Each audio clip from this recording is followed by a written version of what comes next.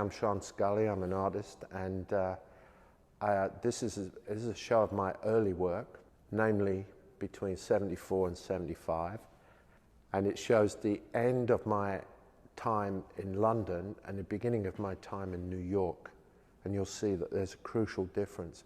Crucial difference occurs in the work, and that's what's going to be on display here. At that time, I was thinking about leaving Britain, the old world, or leaving London, where I grew up. I'm not even English, I'm Irish, but I grew up in London. And coming to America, as so many Irish people do, and that was very powerful for me. And I don't think I even understood until much later what I was doing. But to say it's simple, it's really the question of being able to breathe more freely and to open up. And England is, creatively, I must say, positively, the center of irony in art. And I didn't understand the irony here. And I came here to get away from irony. Of course, I didn't realize I was standing in a pool of irony. And so it's all based on a misunderstanding in a certain sense. If I'd known better, I probably would have gone to Germany or China, who knows. But this change allowed me to breathe and to be free. And that caused a lot of change in the work. The color became very reduced, so the decorative element was expunged in favor of a kind of hardcore confrontation of certain minimalist issues, which included the use of black, which has informed my work to this very day. Most abstraction is based on abstracting, and it becomes, in a sense, placeless. So what I tried to do was reverse that historical process and use where I am to influence the work, to ground it. And the ones that are made in London, I think, are more constricted or more obsessive and heavy. They look as if they're stamped into the paper. And psychologically speaking, the ones that are made in New York show a sort of mental opening up, a broadening of the lines. And the crucial issue is that when I came to New York, the verticals went out of the work. And for me, that's monumental. In terms of the city, I was conscious of its freedom. Well, of course, I didn't understand New York, so it was freer to me than it might be to a person who comes from New York. So in other words, being an outsider is part of it. It's not just the city, it's your status in the city. I think what I do, in a certain sense, as a metaphor, is I erect a net, which I think is a good metaphor because it's a grid. And that net is supposed to catch material.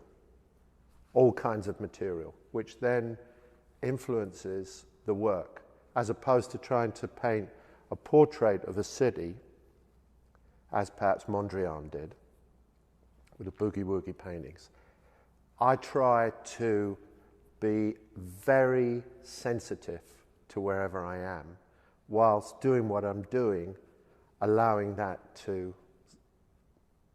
change it in some subversive sense.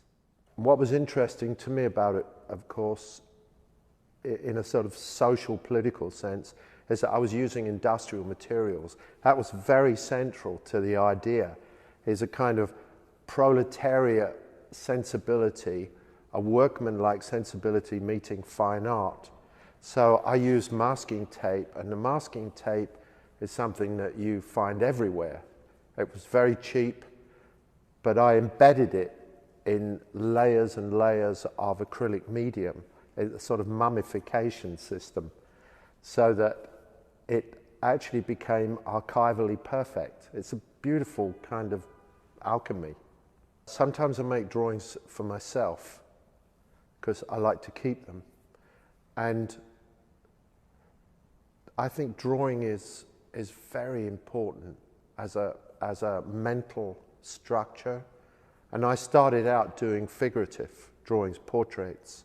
So as a drawer, I'm highly competent, and that stayed with me. Maybe not as much as I would like to have had it stay with me, and I might, I don't know, do it more in the future. But I think that it's wrong to bypass certain manual practices in favor of speeding up the result, if that makes any sense. I think the whole process, what's behind a work, is profound, and it does contribute to what it is. The notebooks are playful, and a lot of them are on little pieces of paper that were in diners, you know, that I was getting for free.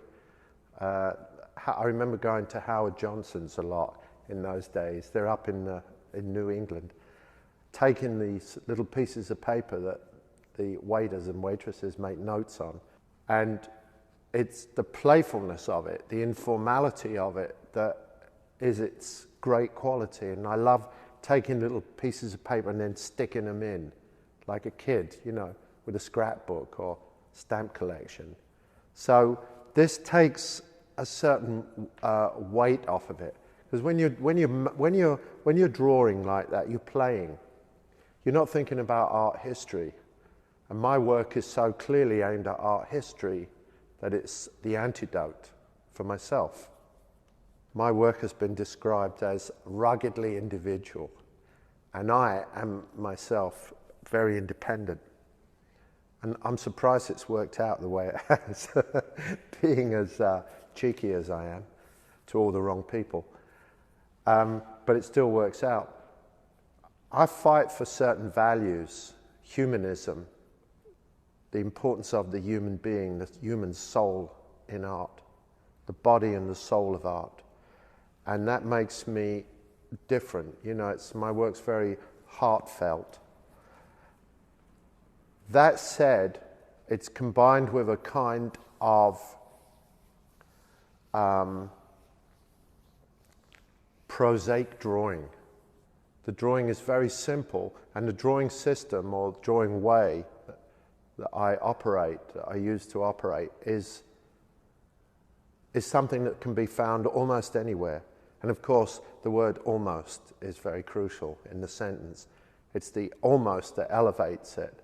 But the structures, the ideas, are from industry, just as Andy Warhol's imagery was from the street. But the treatment is diametrically opposite. And I fight for sincerity, and that's part of it, the body and the hand.